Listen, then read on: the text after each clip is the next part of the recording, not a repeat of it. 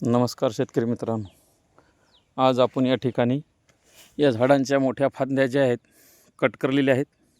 कारण हे बघा, हे मेन फाट्या अशा, ही इकून फाटी, हे अशा 2-3 फाट्या आपण प्रत्येक झाडाच्या कट केलेल्या आहेत. कारण हे 4 फुटावरचे लावगण आहे आणि 4 फुटावरचे लावगण असल्यामुळं दरवर्षीच या कापसामध्ये सगळे झाकून जाते आणि त्याच्यामुळं पातेगळ होते. म्हणून आपण हे काय प्रत्येक झाडांचे फाटे या ठिकाणी आपण घेतलेले आहेत.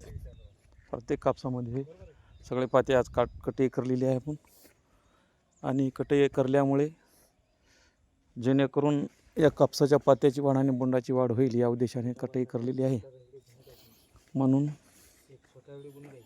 कारण याच्यामध्ये जर वाढ झाली तर पुढच्या वर्षी सुद्धा आपल्याला पूर्ण कापसाचे फाटे हाणता येईल या उद्देशानं आपण हे कटे करीत आहे.